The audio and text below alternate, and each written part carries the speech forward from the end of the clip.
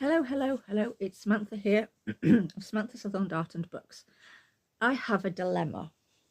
In the last week, I may have accidentally bought 3 books, all of which are very interesting. Although one I do have on Audible, so maybe I should have done these one by one. These are the books. So I have The Untold Lives of the Women Killed by Jack the Ripper by Hallie Rubenhold, which I did start listening to on Audible, but I realised I might have been missing out on some amazing imagery, and I was right, which is why I bought the book. And it's a beautiful copy.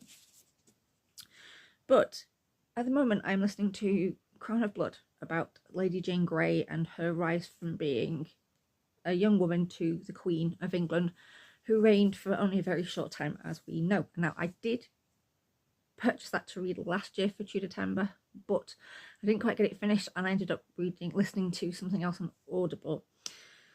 And so I'm listening to Crown of Blood again, and I'm thoroughly loving that. But what do I read after? Now, I am also currently reading The Shadow of the Gods by John Gwynne, which I'm really enjoying, but I want to read something historical.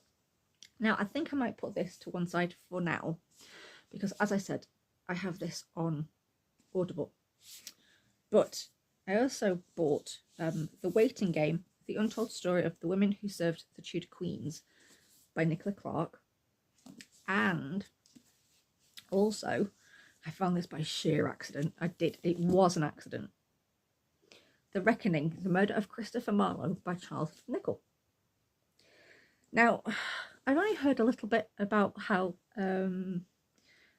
Christopher Marlowe died and how a bit weird his murder was. And also, can I just say, this has got one of the most beautiful maps. I love a book with a map in it. How beautiful is that? But yeah, I just find his demise rather interesting. I mean, I watched Upstart Crow, and in that it's been on loads of times, so it's not really a spoiler, but he fakes his own death in that one. We all know he didn't fake his death, he was murdered. It's just which one to read next.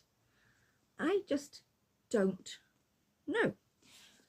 I bought this one actually secondhand, and I'm not bashing on secondhand books, because luckily this was secondhand and it came in good condition, as did this.